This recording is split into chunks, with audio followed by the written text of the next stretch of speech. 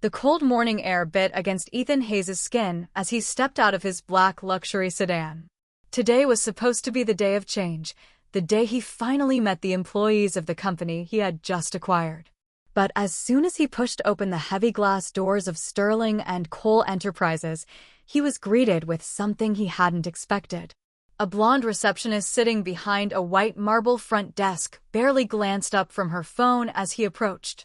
Her nameplate read Brittany Miller.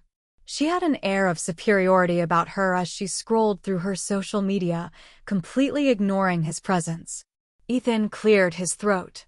"Good morning. I'm here for an important meeting." Brittany finally looked up, her eyes scanning him from head to toe. A deep frown settled on her face. "And you are?" she asked in a flat, unimpressed tone. "Ethan Hayes," he answered, standing tall. She arched a brow. "And what's your business here? Are you making a delivery?" Her eyes flicked down to his wrist, noticing his expensive Rolex, but she quickly dismissed it. Ethan remained calm. "No, I'm actually," before he could finish, she sighed dramatically and waved her hand toward the door. "Look, sir, we don't allow walk-ins. If you don't have an appointment, I'll have to ask you to wait outside. Our executives don't take random meetings." Ethan's lips twitched, but not in amusement. "I assure you, I have an important role here." Brittany scoffed. "Uh-huh, sure you do." Then she turned back to her phone, mumbling, "These people just walk in expecting." Ethan clenched his jaw. "These people?" He took a deep breath, forcing himself to remain calm.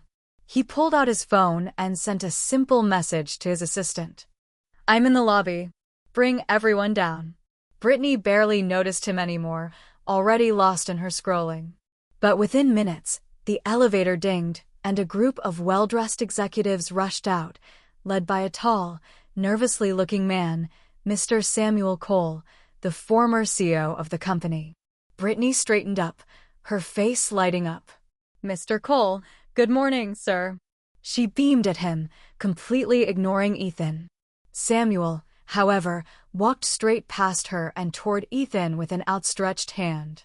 "Mr. Hayes, I'm so sorry for the delay. We weren't expecting you so early. Welcome to Sterling and Cole." He hesitated, correcting himself. "I mean Hayes Enterprises." Brittany's face drained of color. Her fingers clutched the edge of the desk as she looked between the two men. "Wait, what?" Samuel sighed. "Brittany, meet our new owner. Mr. Ethan Hayes just acquired the company last week."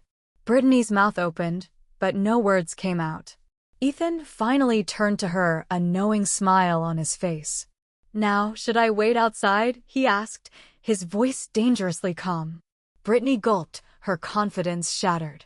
A million thoughts raced through her mind as she realized the gravity of her mistake.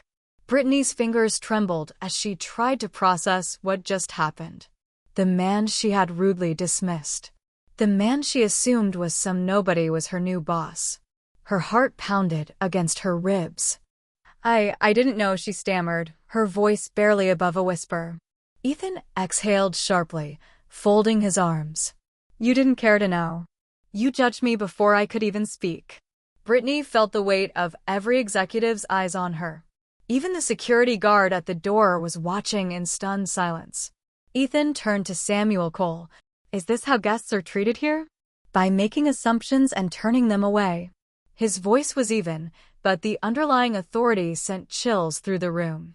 Samuel looked uncomfortable. I assure you, Mr. Hayes, this is not a reflection of our company culture." Ethan let out a dry chuckle. "It is now my company, Mr. Cole, and I do not tolerate this kind of behavior." He turned back to Brittany. "Tell me, Brittany, how long have you worked here?" She swallowed hard. 3 years, sir."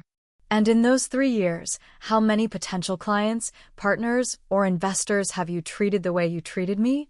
Brittany's breath hitched. She couldn't answer. Ethan nodded as if he expected her silence. "That's what I thought." He turned to the head of human resources, a woman named Deirdre Jones. "Do we have a policy for situations like this?" Deirdre straightened. "Yes, sir. Employees who display discriminatory or unprofessional behavior are subject to immediate termination. Brittany gasped. No, please. I made a mistake. I won't do it again. Ethan tilted his head. You didn't think twice before disrespecting me. Why should I think twice before making this decision? Tears welled in Brittany's eyes. Please, I need this job. Ethan sighed, considering. Then perhaps you should have respected everyone who walked through those doors, not just the people you assumed were important. Then, with one final glance at Deirdre, he gave the order. Terminate her contract immediately. Brittany broke down into sobs. As security approached her, she turned towards Samuel Cole, hoping for mercy. But the older man simply shook his head, knowing he had no power in this situation anymore. As security escorted Brittany out of the building, a hushed silence fell over the lobby. Every employee in the vicinity stood frozen, realizing that a new authority had taken over. Ethan turned to the gathered executives. This isn't just about her. This is about the culture of this company. If we let people like her represent us, we lose more than just business. We lose integrity. The executives nodded in agreement. Some looked uneasy, realizing they would have to adjust to his leadership. Ethan gave them a small smile. Now, let's get to work. We have a lot to change. As he walked toward the elevator, employees moved aside, not out of fear, but out of respect. The message was clear. Hayes Enterprises had a new leader, and things would never be the same again. At his office, he sat behind his new desk, looking at the company's financial reports. He knew this was only the beginning.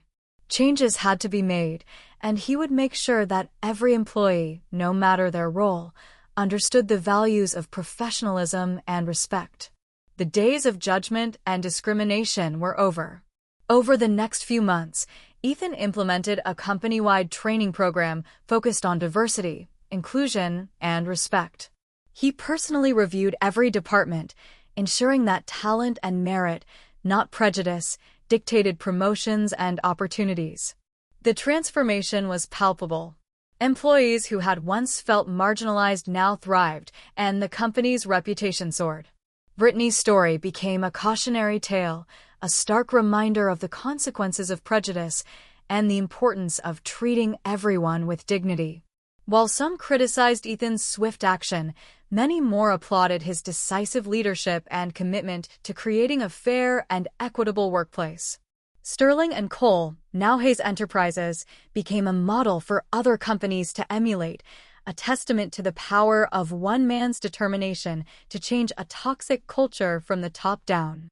The company flourished, not just financially, but also in its values, becoming a place where everyone felt valued and respected, a legacy that Ethan Hayes was determined to uphold.